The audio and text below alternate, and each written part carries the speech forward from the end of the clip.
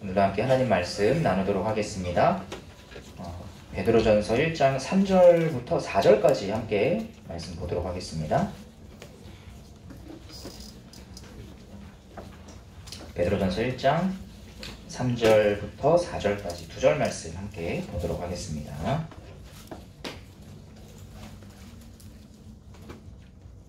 네, 다 찾으셨으면 우리 한 목소리로 3절과 4절 함께 봉독하시겠습니다. 시작. 우리 주 예수 그리스도의 아버지 하나님을 찬송하리로다. 그의 많으신 긍휼대로 예수 그리스도를 죽은 자 가운데서 부활하게 하심으로 말미암아 우리를 거듭나게 하사 산 소망이 있게 하시며 썩지 않고 더럽지 않고 쇠하지 아니하는 유업을 있게 하시나니 곧 너희를 위하여 하늘에 간직하신 것이라. 아멘. 본문 주제로 살아있는 소망이라는 제목으로 함께 하나님 말씀을 나누도록 하겠습니다. 우리가 지난주까지 이 베드로전서 중에서 서언, 앞부분 서두라는 뜻이죠. 서언으로 불리는 이 1, 2절을 통해 이 사도 베드로는 이 땅을 살아가는 그리스도인, 곧 택함 받은 여행자가 어떤 사람인가에 대해서 우리 함께 나누었습니다. 우리가 지난 몇 주간 함께 살펴본 바에 의하면 이 택함 받은 여행자는 성령 하나님에 의해 거듭난 사람, 위로부터 다시 태어난 사람이었습니다. 그래서 이 다시 태어난 사람은 이전에는 어떤 중요한 특성을 가지게 되는데 그의 마음이 죄의 속박에서부터 풀려나 감사함과 기쁨 가운데 하나님의 말씀에 순종할 수 있는 그러한 진정한 자유를 소유하게 된다는 것이었죠. 소아시아에 흩어져 살아가던 성도들을 향해서, 그리고 오늘날 우리를 향해 여러분이 바로 이와 같은 사람입니다 라고 얘기한 베드로는 이제 본격적으로 편지를 이어갑니다. 그것이 바로 3절부터 시작되는 내용이죠. 우리 3절 말씀 다시 한번 함께 읽어볼까요? 3절입니다. 시작. 우리 주 예수 그리스도의 아버지 하나님을 찬송하리로다. 그의 많으신 긍휼대로 예수 그리스도를 죽은 자 가운데서 부활하게 하심으로 말미암아 우리를 거듭나게 하사 산 소망이 있게 하시며. 이 구절이 담고 있는 의미를 좀 살펴보기 전에 먼저 이 구절 자체를 한번 좀 살펴보고자 합니다. 왜냐하면 다른 한글 번역 성경을 보면 이 구절을 조금 다르게 해석을 해놨거든요. 그중에 제가 이 바른 성경이라고 하는 버전을 제가 가져왔는데, 네, 함께 볼까요? 이렇게 되어 있습니다. 우리 주 예수 그리스도의 아버지 하나님을 찬양하자. 여기까지 똑같아요, 그죠? 근데 그 뒤가 조금 달라요. 그분은 자신의 풍성한 긍휼을 따라 우리를 거듭나게 하시고 예수 그리스도를 죽은 자들로부터 부활하게 하셔서 우리에게 산 소망이 있게 하시고. 우리가 평소에 보는 개역개정과 비교해서 보면 조금 차이점이 드러나요. 이 배열이 조금 다른데, 개역개정 버전으로 우리가 보게 되면 예수 그리스도의 부활하심과 우리의 거듭남이 연결되어 있는 것처럼 보여요. 그죠? 예수 그리스도를 죽은 자 가운데서 부활하게 하심으로 말미암아 우리를 거듭나게 하사라고 되어 있기 때문에 예수님의 이 부활하심과 우리의 거듭남이 연결되어 있는 것처럼 보입니다. 근데 반면에 이 바른 성경을 보면 하나님의 크신 자비와 우리의 거듭남이 연결되고 있어요. 그죠? 크신 긍휼과, 풍성한 긍휼과 우리의 거듭남이 연결되고, 예수 그리스도를 죽은 자들로부터 부활하신 것이 우리의 무엇과 연결되죠? 산 소망과 연결돼요. 연결되는 게 조금 뉘앙스가 달라지죠? 저는 이 바른 성경의 버전이 헬라어 원문이 담고 있는 의미와 더 잘 맞다고 생각을 합니다. 그래서 이 바른 성경의 배열을 따라서 이 말씀을 좀 나눠보도록 하겠습니다. 3절을 시작하면서 이 사도 베드로는 하나님, 특별히 성부 하나님을 언급하면서 그분을 찬양하자라고 우리를 초청합니다. 왜냐하면 우리가 성령 하나님에 의해 이렇게 새롭게 태어날 수 있었던 것은 모두 성부 하나님의 풍성하신 긍휼하신 덕분이었다라고 베드로는 말하고 있죠. 하나님은 죄인된 우리를 새로운 존재로 태어나게 하실 어떤 의무나 책임이 없으셨지만, 그럼에도 영원히 변하지 않으시며 거짓을 말하실 수 없으신 그 삼위 하나님께서는 창조 전에 자기 자신 안에서 언약을 맺으심으로 스스로 의무를 짊어지셨습니다. 또한 그것을 더욱 확언하면서 나타내시고자 이제는 시간 속에 살고 있는 아브라함이나 이스라엘 백성 또는 그리 다윗과 같은 죄인들을 친히 찾아오셔서 그들과 함께 언약을 맺어주셨습니다. 이렇게 함으로써 더더욱 자기 의무를 스스로 짊어지신 거죠. 그러므로 하나님의 이 자비와 풍성하신 긍휼은 언약 안에서 스스로 짊어지신 이 의무에 대한 열심으로 우리에게 드러납니다. 우리가 성령 하나님의 은혜로운 사역에 의해 새로운 존재로 다시 태어나게 되면 하나님의 이 긍휼이 드러나는 이 의무에 대한 열심이 한낱 죄인이고 먼지 같은 존재인 나를 향한 것이었다고 믿어지게 되죠. 믿음을 선물로 받게 되는 겁니다. 그래서 우리의 마음은 그 선물로 받은 이 믿음, 우리는 믿음을 선물로 받지만 그게 어떤 객관화된 실체가 아니잖아요. 우리가 실제로 믿잖아요. 그죠? 이 믿음에 대한 반응인 하나님을 향한 회개와 감사로 차고 넘치게 되는 겁니다. 그러므로 우리를 향한 이 자비와 긍휼을 드러내기 위한 하나님의 열심은 우리를 통한 하나님의 영광으로 이어지죠. 이와 같은 맥락에서 하나님은 자신의 영광을 위하여 누구보다 열심을 가지고 일하십니다. 하나님께서 자신의 영광을 위해 일하실수록 그것은 우리에게 좋은 것입니다. 하나님의 영광을 위한 열심은 하나님의 자녀들에게 자신의 자비와 긍휼을 베푸시는 방식으로 드러나기 때문입니다. 그래서 베드로는 함께 하나님을 찬양하자라고 우리를 초청한 것이죠. 그리고는 여기에 더해서 이제 우리가 갖게 되는 살아있는 소망에 대해서 베드로는 말하기 시작합니다. 그러면서 이 살아있는 소망이 예수 그리스도의 부활로 인한 것입니다 라고 베드로는 또한 언급하고 있어요. 자, 소망, 부활 다 좋은 말이에요. 너무 좋은 말들이라서 우리 그냥 쓱 읽다 보면 어떻게 되죠? 그냥 지나쳐요. 소망도 좋은 것이지, 부활도 좋은 것이지, 그냥 그렇구나 하고 넘어가 버릴지도 모르겠습니다. 하지만 우리 한번 생각을 해봐야 되는 거죠. 베드로는 왜 이 지점에서 굳이 우리의 거듭남을 말한 후에 소망을 언급한 걸까요? 왜 굳이 다른 게 아니라 소망을 말하고 있는 걸까요? 그리고 그 소망이 왜 예수 그리스도의 부활과 연결되어 있다고 우리에게 말씀하고 있는 걸까요? 이것을 온전히 이해하기 위해서 이 재창조된 우리의 상태와 이를 위한 하나님의 은혜로운 사역을 좀 더 자세히 살펴보겠습니다. 우리가 성령 하나님에 의해 새로운 존재로 재창조되었다, 위로부터 다시 태어나게 되었다라고 하는 것은 우리가 이전에도 계속 여러 번 나누었던 것과 같이 첫사람 아담과 같은 상태로 회복되었다는 것을 말하는 것입니다. 하나의 선택지에서 두 가지의 선택지가 생깁니다. 죄를 지을 수 있는 선택지와 죄를 짓지 않을 수 있는 선택지가 새롭게 생기죠. 순종과 불순종이 우리 앞에 놓여있게 됩니다. 하지만 이 선택지가 우리에게 생겨났다고 해서 다 해결된 게 아니에요. 왜냐하면 우리는 두 가지 면에서 이 첫사람 아담이 처해 있던 그 선택의 환경과는 비교할 수 없는, 비교조차 할 수 없는 악조건에 우리가 놓여있기 때문이에요.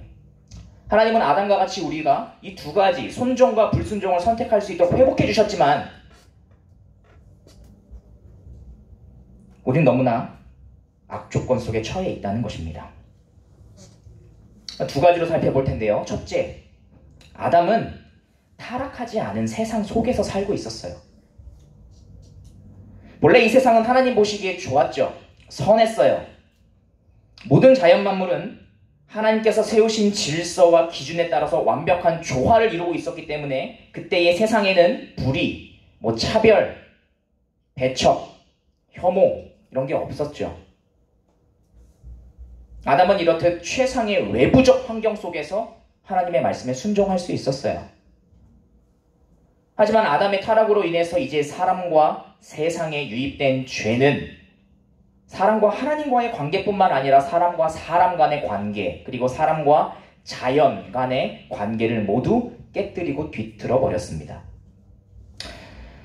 약자들을 위한 법이 제정되어도 그것을 피해서, 심지어 그것마저도 이용해서 사적인 이익을 착취하는 자들이 사회 속에는 있어요. 자연을 보존하며 잘 다스려야 하는 인간은 잘 다스려야 하는 인간이 개인이나 특정 그룹의 이익과 만족을 위해서 자연을 훼손하고 그로 인해 수많은 생명체가 지금 피해를 받고 있죠. 아이러니하게도 이 수많은 생명체 안에 누구도 포함되죠? 인간도 포함돼요. 이러보건대 이 타락한 세상의 역사는 조화와 상생을 압도하는 끊임없는 갈등과 투쟁의 역사입니다. 그래서 가만히 이 세상을 보고 있노라면 프랑스의 철학자이자 무신론자인 사르트르의 탄식이 떠오르곤 합니다. 타인은 지옥입니다. 이것이 우리가 몸담고 살아가고 있는 이 세상의 민낯이에요. 우리가 외면할 수 없는 현실이죠. 거듭난 우리는 하나님을 즐거워하여 그분의 명령에 온전히 순종하고 싶다는 의지가 솟구쳐 오르지만 그럴 때에도 그것을 선택하는 것이 너무도 어려운 환경 속에 우리는 살아가고 있습니다. 이것이 아담이 처했던 환경과 비교할 수 없는 우리가 처한 첫 번째 악조건이에요. 둘째로, 아담은 죄가 무엇인지도 모르는 상태에서 자기의 존재를 시작했어요. 아담은 죄가 뭔지도 몰랐어요. 이 말은 그에게 있던 단 하나의 즐거움이자 욕구, 가장 자연스러운 성향이 하나님의 말씀에 순종하는 것이었다는 말입니다. 근데 그에 반해서 우리의 존재는 죄인의 상태에서 출발하죠. 죄를 짓는 것이 너무나 자연스러우며 즐거운 존재로 우리는 거기서부터 출발을 한다는 말이에요. 여기서 말하는 죄를 사회와 문화가 규정한 어떤 기준을 어기는 것이라고 생각하지 마시기 바랍니다. 저는 지금 성경에 계시된 하나님의 관점에서 지금 말씀을 나누고 있는 것이기 때문이에요. 이 두 관점 사이에는 차이가 있습니다. 흔히 사람들이 죄라고 말했을 때 떠올리게 되는 목록들, 이건 죄지, 저건 죄지 하는 그 목록들은 그들이 속한 사회와 문화가 규정하는 기준에 따라서 형성돼요.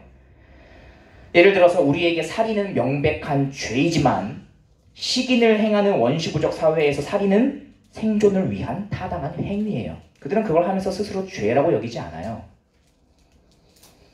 이처럼 어떤 국가에 속했느냐에 따라서 또는 내가 어떤 문화를 지향하느냐에 따라서 죄에 대한 기준이 크게 혹은 미묘하게 달라져요. 누군가에게는 죄인데 누군가에게는 죄가 아니에요. 따라서 사회와 문화가 제시하는 죄의 기준이 모두 상대적이죠. 그렇게 모든 관계 속에서 갈등이 빚어지는 거예요. 기준이 다르니까요. 내가 보기엔 잘못한 건데 저 사람 보기엔 잘못한 거 아니거든요. 그리고 이것이 바로 스스로 하나님이 되고자 한 타락의 결과입니다.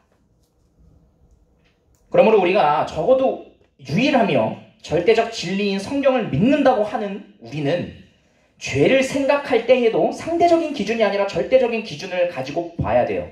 과연 진짜 죄가 뭐냐? 이것은 곧 인간의 판단에 의해 죄가 규정되는 게 아니라 하나님의 말씀에 의해 죄가 규정되어야 한다라는 것을 의미하는 것이고, 하나님의 하나님 되심과 그 앞에 놓인 우리의 위치를 인정한다는 것입니다. 그래서 웨스트민스터 소유문답 14문답은 죄에 대해서 이렇게 정의하고 있어요. 제가 한번 문을 읽으면 여러분이 한번 답을 한번 읽어봐 주시겠습니까? 제가 읽어보겠습니다. 문을. 죄가 무엇인가요?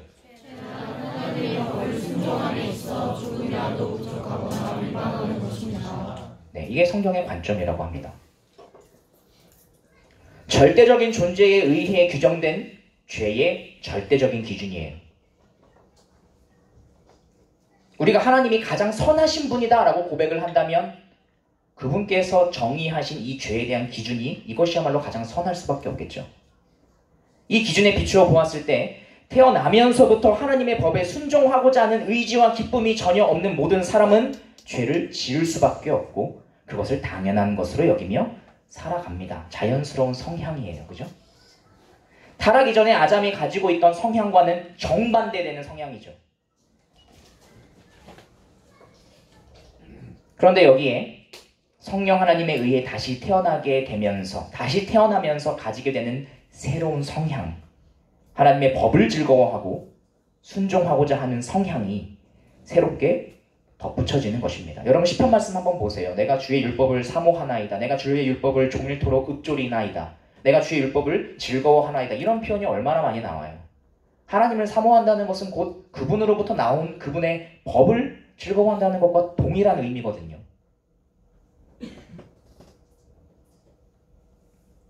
근데 우리는 기본적으로 가지고 있는 죄인의 성향이 있는데 거기에 하나님의 말씀을 즐거워하는 성향이 덧붙여지게 되는 것이니까 그 안에서 뭐가 일어나죠?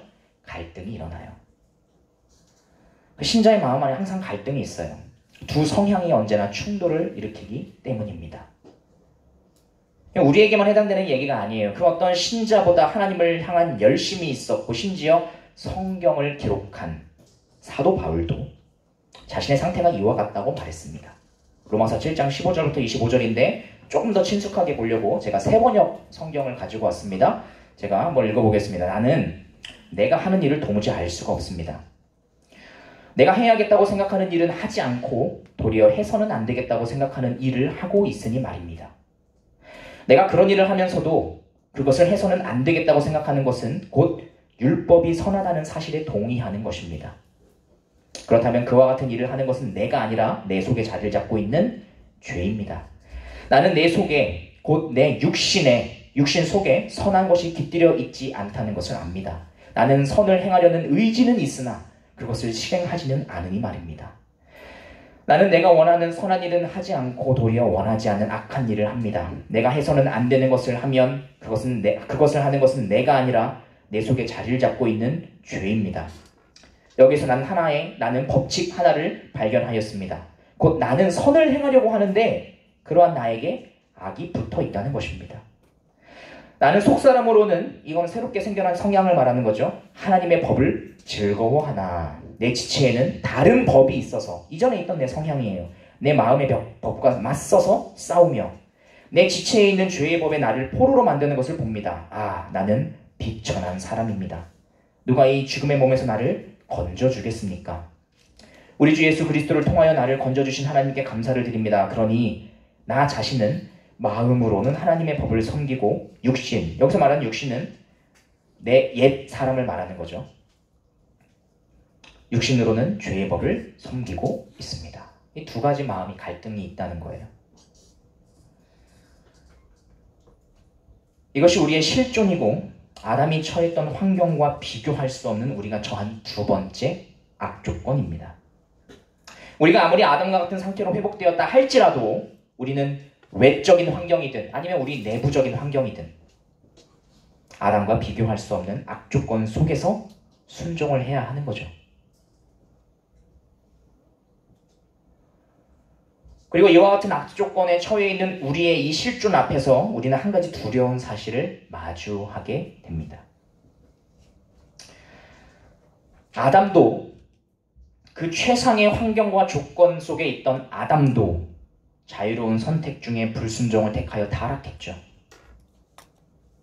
그렇다면 우리가 재창조되어서 아담과 같은 상태로 회복되었다 할지라도 우리 역시 불순종을 택하면 아담과 같이 타락하는 거 아닐까요? 재창조 이후에 타락이니까 재타락이라고 불러야겠죠. 그리고 재타락을 한다면 첫 번째 있었던 타락보다 이 재타락의 형벌이 더 커야 되지 않겠습니까? 아담은 맛볼 수 없었던 하나님의 긍휼과 은혜를 맛보고도 그것을 무시한 것이 되니까요. 아담과 비교할 수 없는 악조건에 처해서 날마다 마음속에서 갈등을 겪을 뿐만 아니라 실제로도 여전히 불순종을 행하고 있는 우리는 도대체 어떻게 해야 하는 걸까요?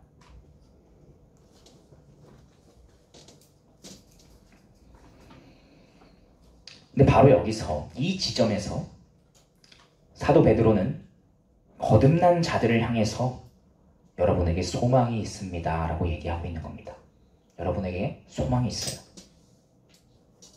그냥 어떤 소망이라는 어떤 추상적인 개념을 말하거나 아니면 뭐 희망 고문과도 같은 그냥 뜬구름 잡는 그냥 그런 희망을 말하는 게 아닙니다. 베드로는 이 소망이 살아있다고 말해요. 산 소망, 살아있는 소망. 현재형이거든요. 살아있어요. 살아있어서 우리의 마음속에서 지속적으로 움직이는 소망이에요. 우리에게 계속해서 작용해요. 그리고 이 살아있는 소망이 다른 그 무엇이 아니라 예수 그리스도의 부활에 근거하고 있다라고 우리에게 말씀하고 있습니다. 왜 그럴까요? 예수 그리스도의 부활은 우리 마음에 어떻게 이 살아있는 소망을 주는 것일까요? 이 사도 베드로가 말한 이 예수 그리스도의 부활에 근거한 소망, 여기에는 두 가지 소망이 있습니다. 첫째는 예수 그리스도이고 둘째는 부활입니다. 먼저 부활에 대해서 한번 살펴보도록 하겠습니다. 우리가 이 부활을 제대로 이해하려면 예수 그리스도의 십자가 사역부터 제대로 살펴봐야 합니다. 십자가와 부활은 연결되어 있는 거니까요. 사람들에게 예수 그리스도의 이 십자가 고난은 단지 한 인간이 고문을 받고 나무 형틀에 매달려 조롱당하는 것으로 보일 뿐입니다. 하지만 성부 하나님은 이 예수 그리스도의 십자가에서 무엇을 보셨을까요?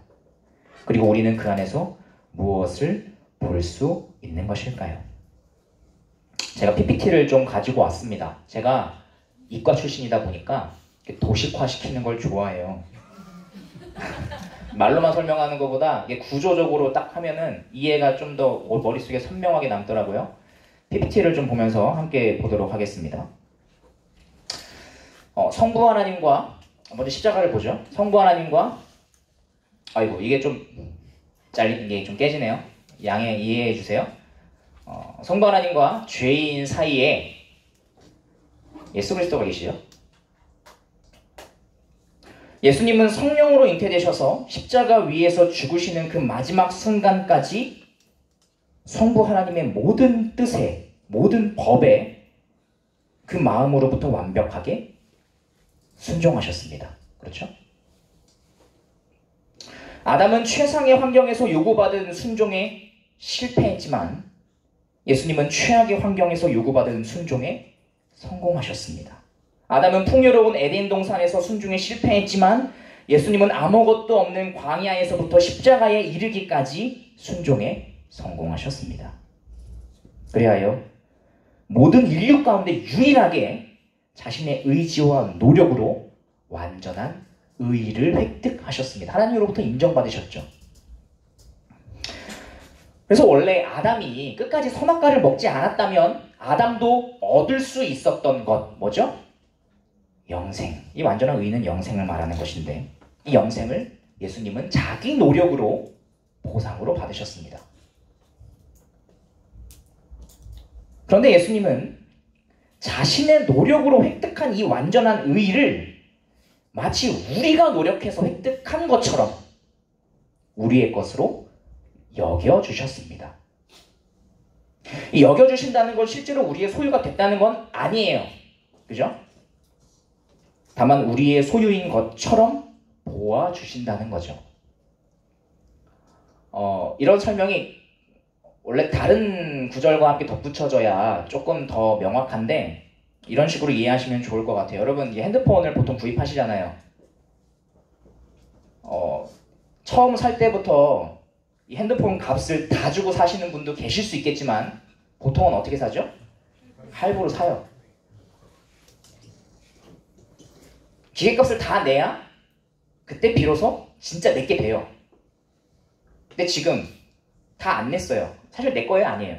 아니에요. 근데 나는 지금 이걸 사용하고 누리고 있어요. 이런 개념으로 보시면 돼요. 조금 다르지만 이런 개념으로 보시면 됩니다. 우리 게 아니에요. 근데 우리 것처럼 여겨주세요.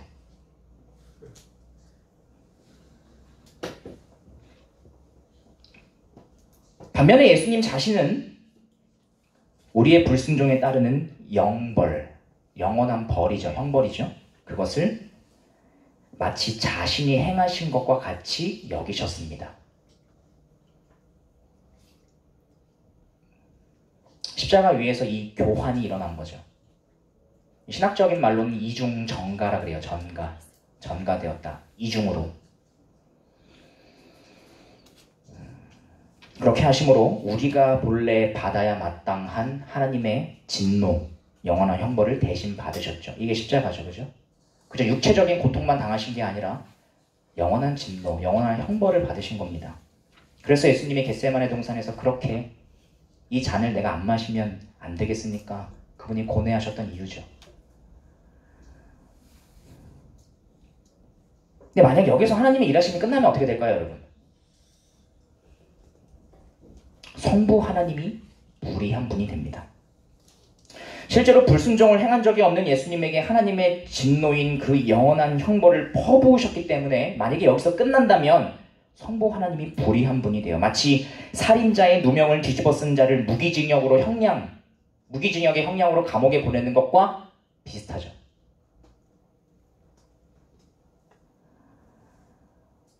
하지만 다행히도 하나님은 불의하지 않으시기 때문에 예수님을 그대로 사망의 권세 아래에 내버려 둘 수 없습니다. 그래서 그를 죽은 자 가운데서 다시 일으키시죠. 그게 부활이에요. 그러니까 부활은 갑작스럽게 일어난 어떤 놀라운 기적이 아니라 오히려 하나님께서 불의하지 않으신 분이기 때문에 반드시 일어날 수밖에 없었던 사건이에요. 우리의 눈으로 보면 와, 어떻게 저런 일이 일어나? 저거 정말 기적이야 라고 하겠지만 하나님 입장에서 보면 일어나야만 해요. 하나님이 불의한 분이 아니기 때문에.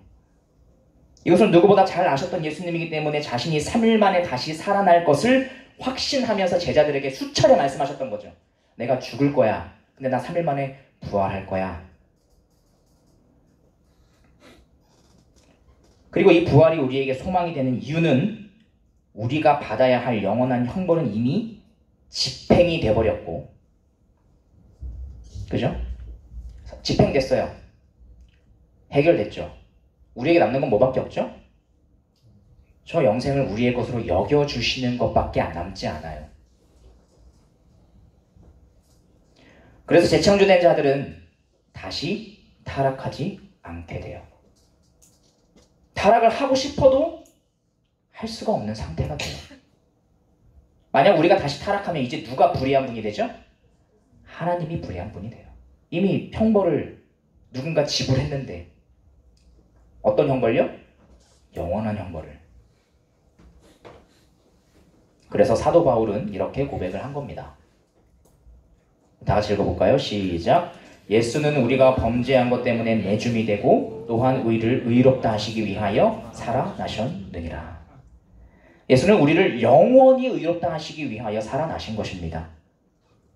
이것이 사도 베드로가 재창조된 자들이 그들의 불순종에도 불구하고 다시 타락하지 않을 수 있는 소망의 근거로 다른 것이 아니라 부활을 언급하는 이유예요. 부활이 있었기 때문에 우리는 소망을 누릴 수 있어요. 하지만 베드로는 단순히 부활만 언급하지 않았죠. 그는 예수 그리스도의 부활이라고 정확하게 말했어요. 기독교의 이러한 선언에 대해서 역사상 수많은 사람들은 이렇게 물어왔습니다. 왜 굳이 우리를 대신할 수 있는 사람이 예수 그리스도여야만 하는 것입니까? 예수 그리스도가 아닌 다른 사람이 그 역할을 해도 되는 거 아닙니까? 누가 이렇게 물어보면 여러분 뭐라고 답하시겠어요?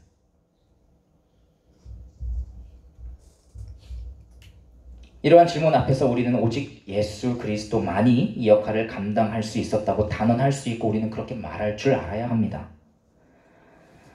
왜냐하면 모든 인류 가운데 오직 예수님만이 유일하게 첫사람 아담과 같은 상태로 그 존재를 시작하신 분이기 때문이에요. 그 상태로 태어나셨기 때문이에요. 우리는 죄인으로 시작됐어요.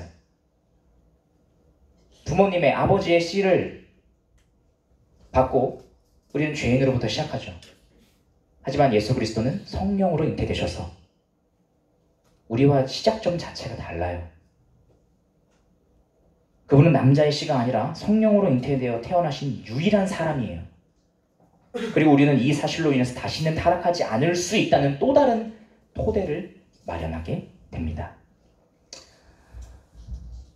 하나님은 첫사람 아담을 만드시고 그와 한 가지 언약을 맺으셨죠.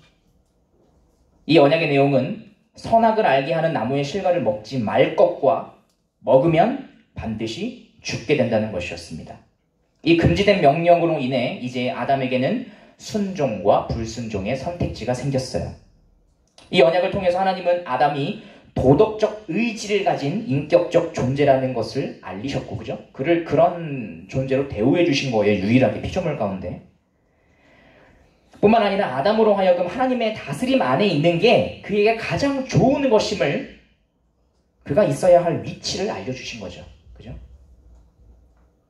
아담에게 이 명령을 지키는 건 아주 쉬웠어요. 당시 아담은 하나님의 말씀에 순종하는 것이 가장 즐겁고 자연스러운 성향을 가진 상태였고, 그것을 순종할 수 있는 최상의 환경과 조건을 가지고 있었으니까요. 먹지만 않으면 돼요. 이걸 가지고 놀아도 되고요. 이걸 가지고 뭐 즙을 짜가지고 몸에 발라도 되고요. 상관없어요. 먹지만 않으면 돼요. 먹는 행위, 그것만 안 하면 돼요.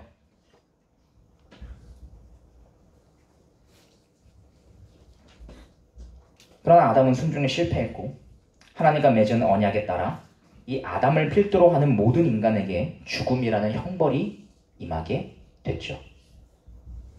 아담은 모든 후손의 대표자로 하나님과 언약을 맺은 것이었기 때문입니다. 언약의 대표자였어요. 그러니까 하나님은 최상의 환경에서 언약을 가장 잘 지킬 수 있는 아담을 대표자로 세워주셨지만 그가 실패하고 만 것입니다. 그럼에도 하나님은 타락한 모든 사람들을 그냥 내버려 두지 않으시고 그들 가운데 하나님의 기쁘신 뜻대로 택하신 자들을 구원하시기 위해 일하셨습니다.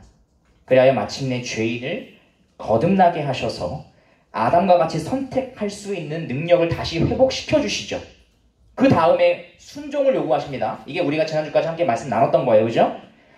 그런데 하나님은 이 언약을 아담의 때와는 다르게 아주 독특한 방식으로 우리와 언약을 맺으세요. 만약에 이 상태에서 하나님께서 우리와 언약을 맺으셨다면 아담과 맺은 언약과 똑같죠. 그죠? 근데 달라요. 우리와 언약을 맺으실 때는 조금 독특한 방식으로 언약을 맺으세요. 이제 하나님은 연약한 인간과 직접 언약을 맺으시는 것이 아니라 새로운 언약의 대표자이신 예수 그리스도와 언약을 맺으십니다. 그리고 우리는 그 그리스도와 연합한 자로서 이 언약에 동참하게 하시죠. 이게 아니라 언약, 우리는 연합이에요.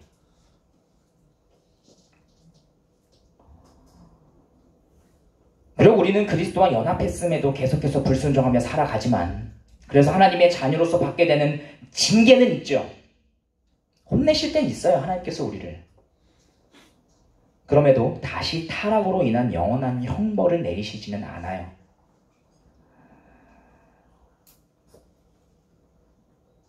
하나님과 직접 언약을 맺은 대상이 우리가 아니라 누구라고요?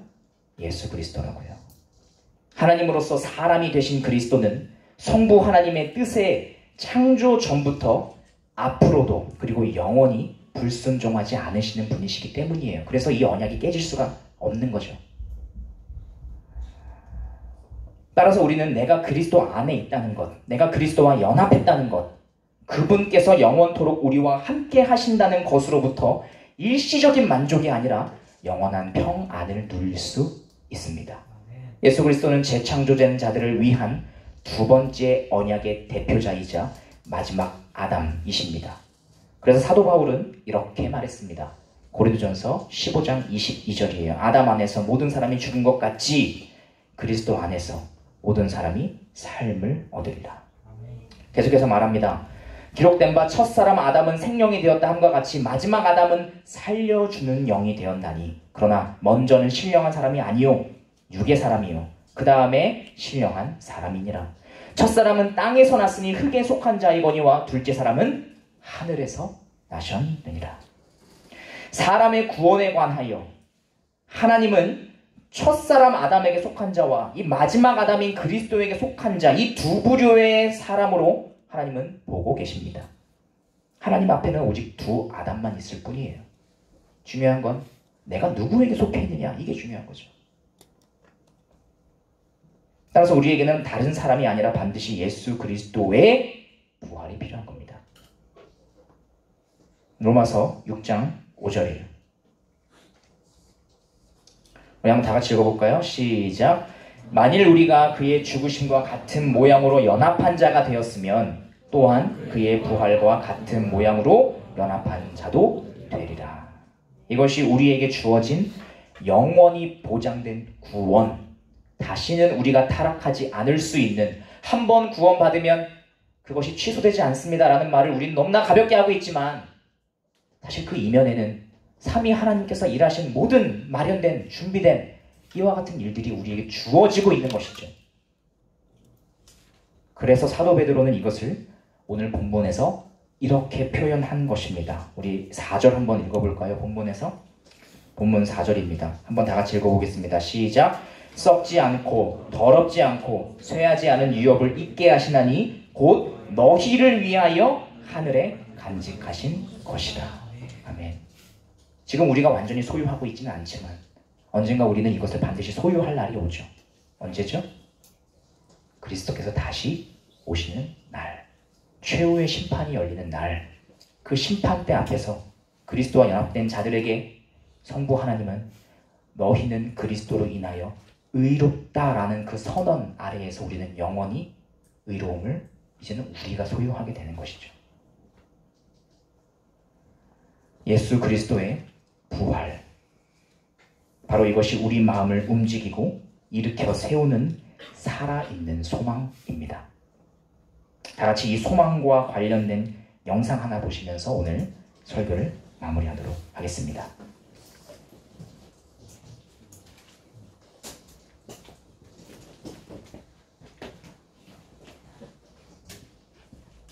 네, 틀어주세요. 여러분은 신앙생활을 하면서 도대체 어떤 소망을 가지고 살아가십니까? 여러분들이 신앙생활을 하면서 그 믿음 생활의 소망이, 내가 하나님을 한번 믿으면 하나님께서 나를 죽지 않게 만드셔서 건강하고 오래오래 살게 하실 뿐만 아니라 하나님께서는 내 기도를 들어주셔서 나를 형통하게 하시고 나로 하여금 부유하게 만드시고 하나님께서는 나로 하여금 이 땅에 사는 동안에 아무것도 걱정 근심 없게 하실 것을 믿고 그것을 소망하면서 신앙생활을 하고 계십니까? 그것이 여러분들의 소망입니까? 알아요.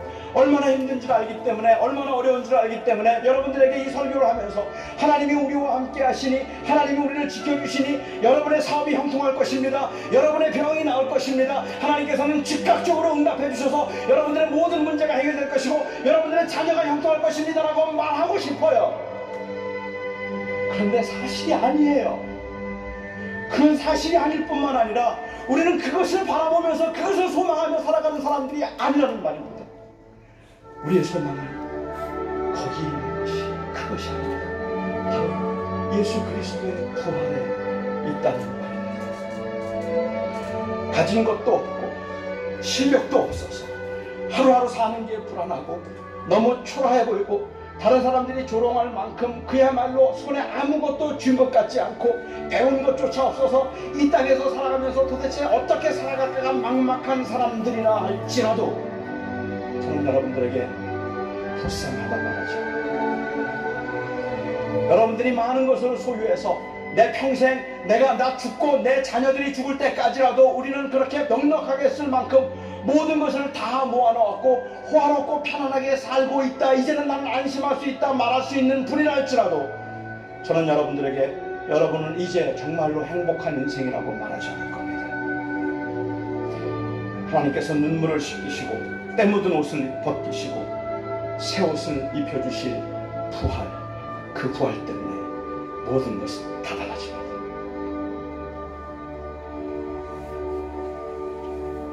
예수 그리스도의 부활이 우리에게도 살아있는 소망이 되기를 간절히 축복합니다.